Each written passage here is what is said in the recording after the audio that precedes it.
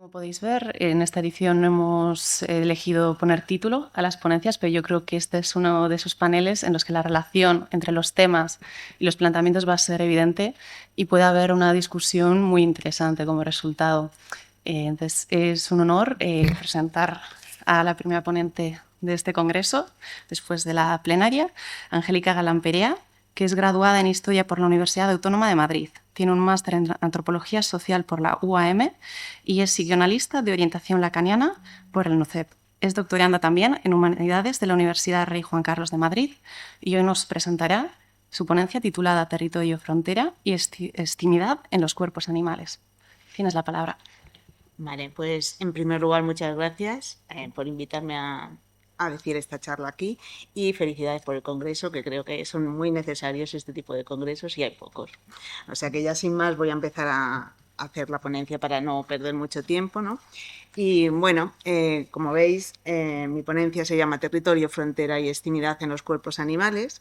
Llevo varios años trabajando sobre cuerpo, territorio en animales. Primero empecé con mujeres, pero lo trasladé a animales. Y bueno, traigo un pedacito de lo que estoy estudiando, de lo que estoy investigando, vamos.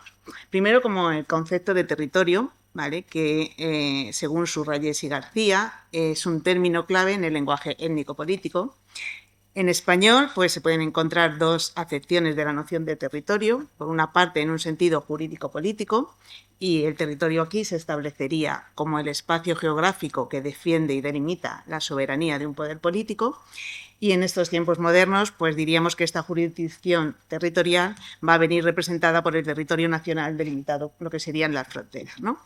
Y otro significado del territorio proviene de las ciencias naturales, en este caso en particular por la etología, ¿no? Que define el territorio como la defensa de un espacio donde un individuo o una especie se reproduce y obtiene sus recursos.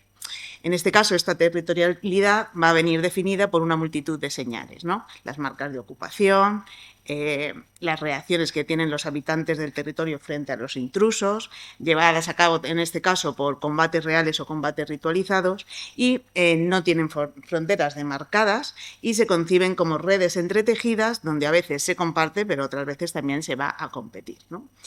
Ahí también he puesto ese eslogan de ninguna persona es ilegal. Este eslogan se difundió a partir de 1977 y va a surgir de la transformación política y de asilo que se llevaron a cabo en los años 70, donde se introdujeron diferentes grados de ilegalización para las personas migrantes. Desde estos ciertos marcos políticos de la sociedad se establecen en torno a esta palabra contextos de temeridad, de miedo, y que provocan un rechazo hacia estas personas desplazadas, ¿no? Y la preocupación por la seguridad va a provocar que se refuercen los controles, se establezcan más cordones sanitarios y hace que se vea que la ilegalización como una amenaza permanente, ¿no? Entonces diríamos que aquí se va a establecer un discurso que tiene por objetivo la deshumanización del otro, ¿no? Y si bien en algunos contextos esta deshumanización ha llevado a la explotación o a la dominación de la otredad, en un mundo en el que la división es lo que prima, el objetivo está cambiando y de lo que se trata va a ser de hacerlo desaparecer, ¿no? Todo esto que estoy diciendo que tiene relación con la persona, ¿no? Es aplicable a innumerables especies animales a las que se han mal denominado especies invasoras, que después harás tú una charla mucho más específica, ¿no? Especies a las que se va a acusar de apropiación de recursos y de espacios humanos de las que hay que deshacerse directamente. Así, por ejemplo, y traigo aquí este ejemplo, ocurre con el lobo, ¿no? Que en un momento dado pasa de ser venerado y de una especie protegida a convertirse en una máquina de matar despiadada que va a ser perseguida y asesinada por los cazadores al grito «fuera los lobos de nuestros montes». Este eslogan, yo ahora mismo vengo de Cantabria y hay muchas pancartas con este eslogan en muchos ayuntamientos de muchos pueblos de cántabros, ¿no? Este territorio en disputa, el de los lobos, pues no va a tener nada que ver con la pérdida, o con lo que se dice, ¿no?, de la pérdida que provoca el lobo sobre estas cabezas mal llamadas de ganado, ¿no?, sino más bien con un problema político y económico relacionado con el lobby de cazadores y de ganaderos, que unos van a querer al lobo su cuerpo por el trofeo, ¿no?, y otros, pues, van a querer que el lobo desaparezca de este lugar para ampliar sus explotaciones ganaderas, ¿no? Existe, ya os he dicho que vengo de Cantabria, existe una ruta que se llama el Callejón de los Lobos y vas andando por un sendero, ¿no?, hasta que llegas a un mirador y ahí hay unos paneles donde se explica cómo se perseguía y cazaban a los lobos, ¿no? Pues ahí hay una especie de lo que, desde lo que se ve desde el mirador, que se ven las piedras donde van un callejón donde meten al lobo que al final lo mataría, ¿no? Y luego, otro ejemplo de territorio en disputa, en este caso por miedo al contagio de las enfermedades, y lo traigo con una noticia, ¿no?, que es la Generalitat quiere matar 12.000 jabalíes para que no se propague la peste porcina en Barcelona, ¿no? Todo el mundo ya sabe todo lo que se ha formado y todos los animales que han matado por este tema, ¿no? Y bueno, yo me preguntaba que si nos podíamos imaginar este recurso, ¿no?, de aniquilación por miedo al contagio a una propagación de virus entre humanos. En este caso se podría imaginar, o podríamos tener un ejemplo con lo que se llamó protocolo de la vergüenza, ¿no?, con el virus. En todo caso, este territorio en disputa, ¿no?, se va a vincular con la limpieza del territorio de animales no deseados para introducir animales o bien domesticados, de procesos civilizatorios y también de procesos higienizantes, ¿no? Como concepto de frontera, recojo una poesía de Gloria Alzandúa, que dice, un trozo de una poesía, ¿vale? Dice: la frontera es una herida abierta de 2.500 kilómetros, divide un pueblo, una cultura, recorre la longitud de mi cuerpo. Me clava estacas de valla en la carne, me parte, me raja, me raja. Este es mi hogar, este fino borde de alambre de púas, pero la piel de la tierra no tiene costuras. Al mar no se le pueden poner vallas y el mar no se detiene en las fronteras, ¿no? Nos dice Liliana Suárez, en Sexo, Sangre y Frontera Sur, que la línea divisoria que se establece en la demarcación de la frontera puede ser tanto física como simbólica, ¿no? Y esta línea es cambiante y múltiple. Dentro de lo físico existiría una dimensión militar donde la vigilancia, la contención, la aprobación o el rechazo están presentes, y dentro de la dimensión simbólica se caracterizaría por el fantasma del terror y el miedo a lo salvaje, ¿no?, al fuera del control, como he puesto antes, que viene el lobo, ¿no? Traigo dos acepciones de lo que se podría colocar, o yo pongo de ejemplo, de territorio frontera, y en primer lugar es el no lugar, de un concepto de Maraullé, ¿no?, que nos dice que son espacios de anonimato, que son tanto las instalaciones necesarias para la circulación acelerada de las personas y bienes, vías rápidas, aceleraciones de rutas, aeropuertos, como los medios de transporte mismos o los grandes centros comerciales, o también los campos de tránsito prolongados donde se estacionan los refugiados del planeta. En definitiva, son espacios y la relación de los individuos que estos individuos mantienen en estos espacios. Yo traigo dos ejemplos, que sería un transporte de lo mal llamado manganado, ¿no?, que me parece un no lugar totalmente, y luego otro que es el carrusel de ponis en una feria, donde todos los hemos visto. En este caso concreto, esta foto tuvo mucha polémica porque no sé si se puede ver bien, pero los ponis tienen ruedas. Entonces hubo una alarma como diciendo, pero encima de esto le vais a poner ruedas, y resulta que luego esos ponis no eran reales, eran como de cartón piedra. Pero si tú ves la foto, yo también la primera vez que la vi dije, madre mía, ya solo le falta eso, ¿no? Pero bueno, en definitiva, este espacio de no lugar no crea ni identidad singular, ni relación, sino soledad y similitud, ¿no? Y otro concepto que también tiene que ver con el territorio y la frontera sería el fuera de lugar. Y lo traigo con dos noticias. La primera es la cotorra argentina, una plaga que dobla su población cada 3 años, ¿vale?, que ya supera los 20.000 ejemplares. Y otro que sería: escapan 43 monos de un laboratorio. Solamente tenéis que fijaros en el centro de la imagen y ver la cara maléfica del mono, de endemoniado, y la cara aterradora de la científica. ¿Por qué traigo el fuera de lugar? Porque la presencia de estos animales es incómoda, porque se ven incontrolables, porque se ven salvajes, anormales, percibidos como una amenaza, y por ello hay que combatirles, abatirles y someterles, ¿no? Son cuerpos que hay que gestionar directamente, ¿no? Sarah Collins, en Insurrección Animal, nos trae también la la denominación o de gentrificación, que es una política pública para gestionar extraños, una manera de eliminar a esas personas que podrían dañar a la vista, a esas personas que podrían registrarse como desvalorizadoras, ¿no? Y también nos dice que hay tecnologías que ya evitan que algunos cuerpos nos afecten, directamente cuerpos que podrían estorbarnos en nuestra ocupación del espacio. Bien, pues frente a esto, yo veo como posibles acciones, como diría Óscar antes, como lo ha hecho él, ¿no? Lo he llamado porosidades. ¿Por qué? Por dos acepciones. Primero, por la que dice Achille Mbembe, que habla del humano como cuerpo poroso, ya que otros seres, los microbios, los virus, las fuerzas vegetales, los minerales y orgánicas, nos componen, ¿no? Pero también nos descomponen, ¿vale? Y también nos recomponen, comenzando por nuestros cuerpos, nuestros hábitats y nuestras maneras de existir. Y otro concepto de porosidad que he recogido es de Carolina Meloni en La instancia subversiva, que nos habla de que hay toda una ontología caída del mapa, fuera de la cartografía hegemónica, y pobladora de periferias, de fronteras, de lugares porosos y agujeros.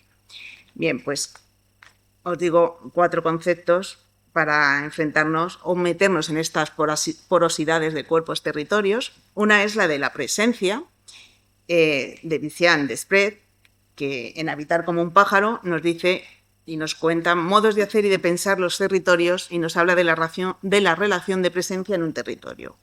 Y nos dice que no es fija y que no es infinita, ¿no? En primer lugar, la presencia en el tiempo, ¿no? Podemos tener una presencia actual o una presencia histórica, ¿no? Podríamos hablar de dinosaurios, podríamos hablar de romanos o podríamos hablar ahora mismo en nuestro tiempo presente, ¿no? Y luego otra está la presencia en la ausencia, ¿no? Como ejemplo de las marcaciones, por ejemplo, de orina o de excrementos que realizan los animales que están ahí, aunque nosotros ni las veamos ni las olamos, ¿no?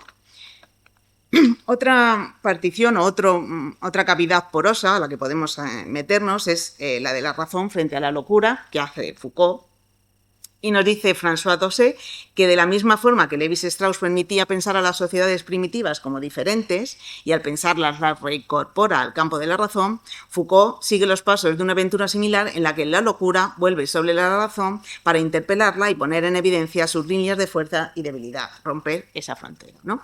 Foucault, digamos que abre nuevos territorios y lleva a la reflexión el tratamiento que se da a los locos desde el campo de la razón. Nos dice que tiene efectos de verdad, pero que también son a su vez efectos de poder, ¿no? ¿Y esto por qué tiene que ver con los animales? Pues tiene mucho que ver con los animales porque hay una relación íntima entre los locos y los animales. Primero, porque al loco lo sitúan en el punto de encuentro del decreto social de internamiento, ¿vale? Y también de la capacidad de los sujetos de derecho. Bien se puede decir eso mismo de los otros animales, ¿no? Y también porque consideran las manifestaciones originales del loco como síntomas de la animalidad profunda que es rechazada en el hombre de la razón. Límite inferior de la humanidad, ¿no? Así, por ejemplo, los carceleros encadenan a los locos considerados peligrosos. Nada que ver con la realidad de los animales, ¿verdad? Bien, otro concepto es el de estimidad. Es un concepto que yo lo traigo con carácter psicoanalítico, pero primero hablo de Carolina Meloni, que nos habla de bárbaro. Para los griegos es el alogos, es el que se encuentra más allá de las fronteras del logo, de la lengua y de la racionalidad, y por ende de la polis, de toda comunidad política. En las fronteras de la polis nos decía Aristóteles que no hay hombres. En los lindes del logos epistémico-político solo pueden residir las bestias o los dioses.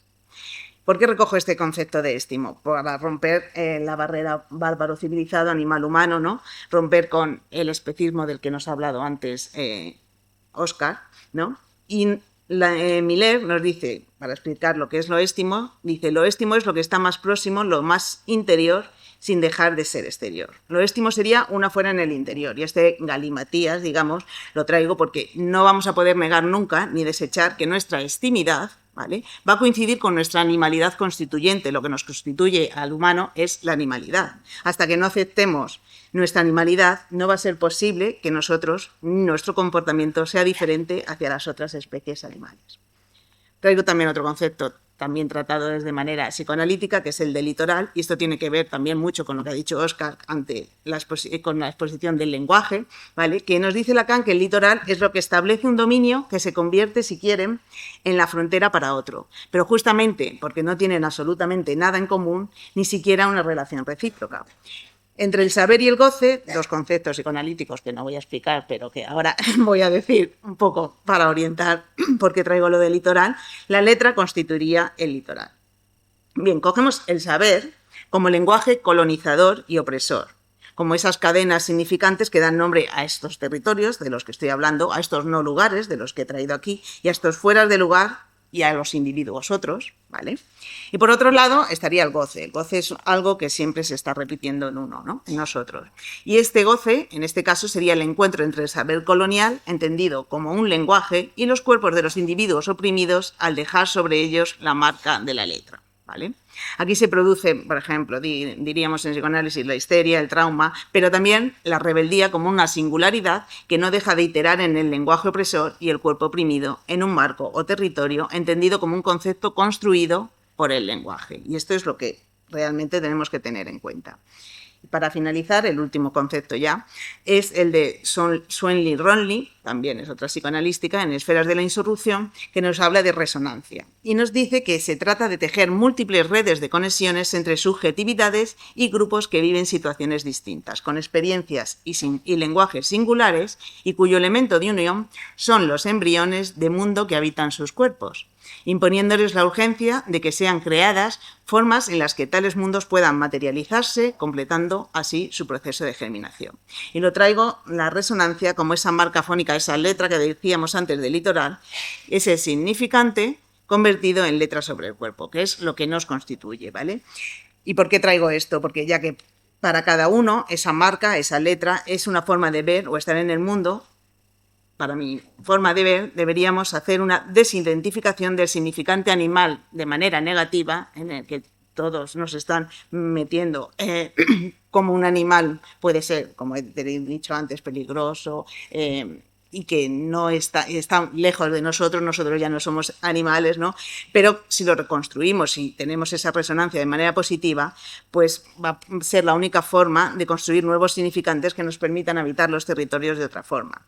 Insisto, lo animal como instancia estratégica para pensar políticas de resistencia. Y bueno, hasta aquí mi ponencia y espero que les haya parecido interesante y muchas gracias.